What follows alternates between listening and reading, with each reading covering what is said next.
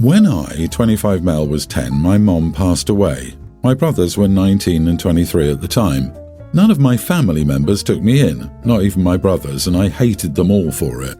While in foster care, we had the occasional call once in a while, but I never enjoyed it. When I was 20, I resented my family, so I decided I needed a fresh start.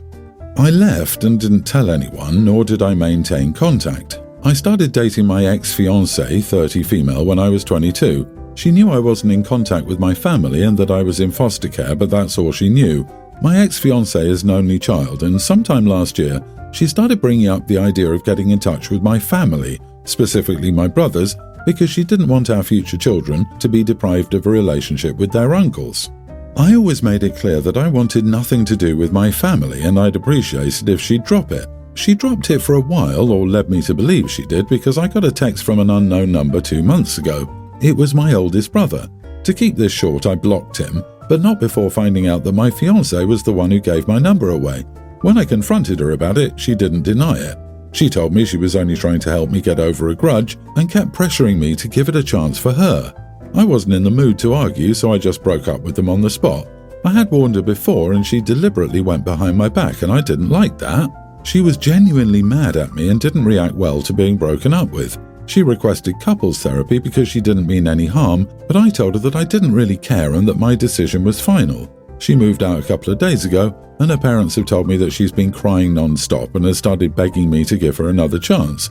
They told me that I shouldn't have broken up with her because she promised she wouldn't do it again, and she was genuinely trying to help me. Not the idiot, she promised she wouldn't do it again. Sounds nice. You know, if she didn't already give your number, she may have meant no harm, but you made it clear that she broke that trust. And there's no coming back from that. And tell her parents you didn't need her help and that you couldn't care less now and block them. Let this be a lesson for your ex to know not to stick her nose where it doesn't belong. Exactly, drives me bonkers when people say they didn't intend any harm. Who cares? They caused harm. She doesn't want our future children to be deprived of a relationship with their uncles. Listen, lady, at 10 years old, his brothers didn't even want a relationship with him. What makes her think that they would want a relationship with children? She can feel bad about it, but she shouldn't have forced it on him. She violated your boundaries, even though you told her you wanted nothing to do with them. She decided it was no big deal what you went through, that you needed to get over it and stop holding a grudge, and that she was going to fix it. Why? Because her hypothetical kids having uncles that may or may not be toxic was more important to her than your experience, feelings and boundaries. And she's only sorry because she's facing the consequences of her actions.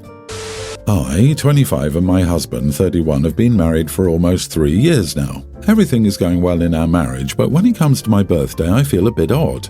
I love the fact that he puts effort into buying me gifts on special occasions like our anniversary, Valentine's Day, birthdays, etc., but I feel like I'm an idiot for disliking the majority of the things he gives me. A couple months ago, we were talking with my husband about the new iPhone Pro Max I'd like to have. I have an iPhone 12 Pro Max right now. He asked me repeatedly why I wanted the iPhone 15 Pro Max instead of the smaller iPhone 15 Pro.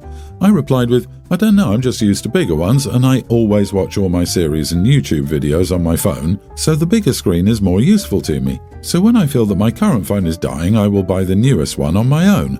By the way, I hate watching TV because I move a lot in the house by doing household duties, so bringing the phone with me to continue watching my series is more useful to me. He insisted that it's a bit ridiculous to want the bigger phone, but that's how I feel. It's what's more practical to me. Fast forward to my birthday last weekend. I had a really fun birthday with my whole family and everyone enjoyed the barbecue.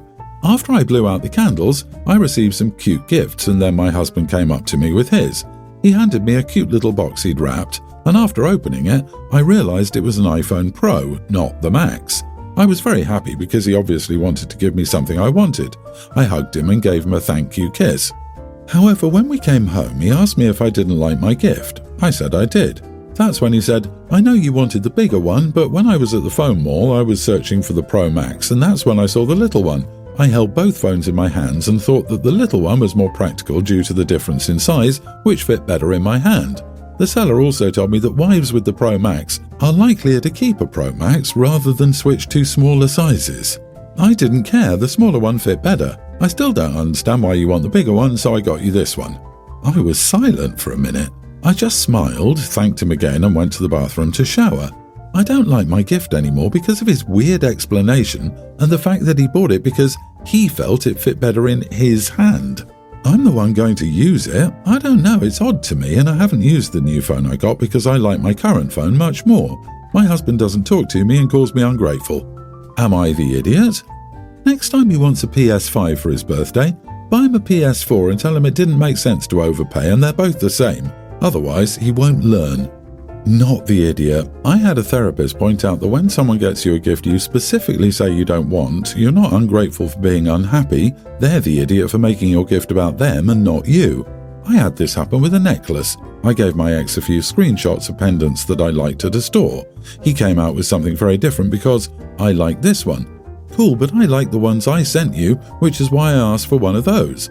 It's so frustrating to set the bar so low that they just have to step over it, and they still decide to kick it along the ground in front of them instead. Lady, I was prepared to call you an ungrateful idiot. Still, if he really said all that, he intentionally bought you the wrong gift because he knows better than you, and his idiocy splashed all over your birthday gift. OP, this must end for your own and your husband's good. Let him know. I'm sorry, honey, but I'm changing the phone to the one I wanted. I know you mean well and don't intend to make me feel smaller or stupid when you think you know better than me about my very self. But I do have my own taste and criteria, and I can't help but say I don't like this phone. Since what you want by gifting me things is to make me happy, you'll be happy that I get what I really want. Well, I'm sure there's a better way to tell him this, less passive-aggressive, but I'm mad and this is the best I could do. Me, 28 male, and her, 29 female, have been in a relationship for 4 years. It went really well. She was a lovely girlfriend who was caring and loving for me. Of course, I was the same against her. We never had a major problem in our relationship except a few flaws.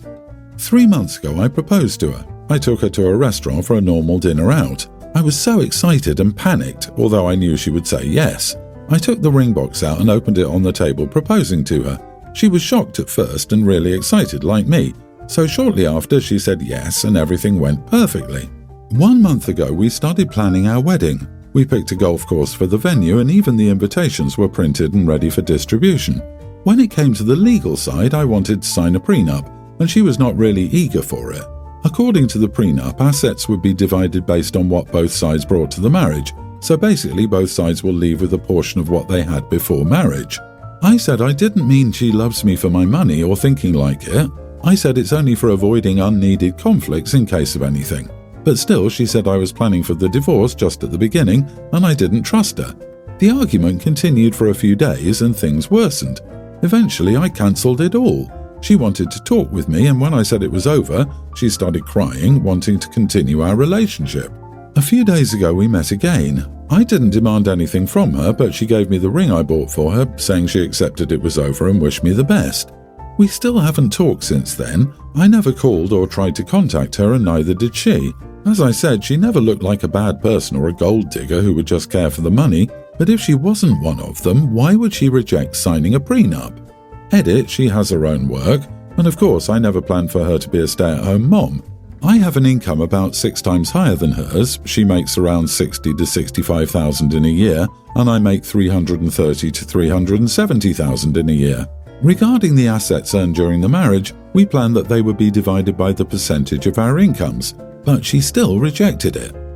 No one should sign a prenup put in front of them by someone else. It is a starting point. She should have had her own lawyer review it, and if she cannot afford her own advocate and your income is much higher, then you should pay for her advocate. I'm sorry this blew up your relationship, but you really should have talked about this before proposing. You waited until the invites were printed. You are the idiot. What was yours before marriage should remain yours. Let's say you had 80% of the wealth before marriage and she had 20%. What you build together should be evenly divided upon a divorce. If she's building a life with you, she shouldn't have to worry about 20 years down the line after she's raised your children and been your wife and contributed in ways that weren't tied to money, that she's only going to get 20% of what you built together for 20 years. Heck no. Your prenup was a slap in the face. It was heinous. It was mean and cruel. You were only looking out for yourself. A good prenup protects both parties. You should totally be ashamed of yourself. Holy crap, I would have left him the second I read that. 1. he sprung it on her. 2. She wasn't involved in drafting it. It's clear as day that the intent is to protect himself and screw her over rather than achieve something equitable and fair. He cares more about his dollars than this human he pretends to love.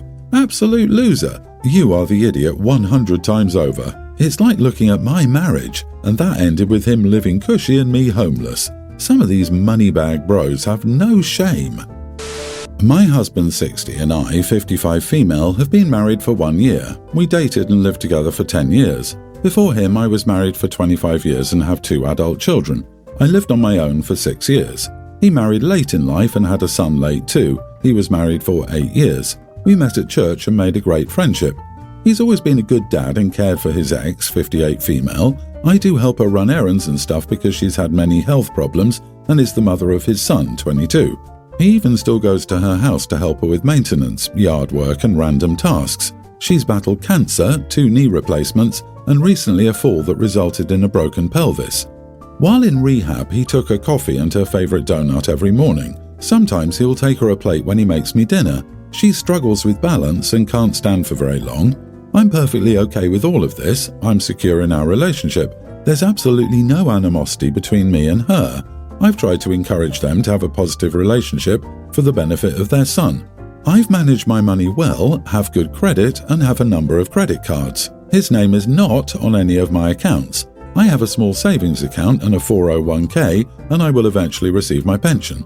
Financially, I'll be okay in retirement. We don't have a home, but we rent a nice home in a great community. He sends me his part of the rent, then I pay it. He's asked me to pay for things for him, but he doesn't always follow through on the repayment end. We both have cars, mine is paid off and he's making payments on his. This week, he said his payment got lost by the bank and he'll make it up next payday, as the account he has doesn't have a record of the payment. That's when he suggested we combine accounts. At first I said, yeah, you can put your paycheck in my account. Then he asked if I was going to put his name on it and get him a card too. I paused and said probably, but not convincingly enough. He could be better about managing his money, and he's still paying his ex. I don't mind that he helps her because it comes from his money, not mine. He has his bills and I have mine. Mine are all on time and he's late on all of his. Recently, his son needed money and my husband offered him $600 to cover it.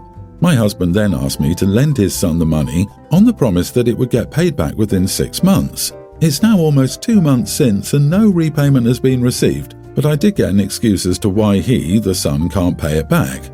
I do feel it would be easier to manage our household finances if we were on one account, but he's not forthcoming about how he uses his money. The idea of sharing a checking account makes me cringe. Am I the idiot for not wanting to add him to my account?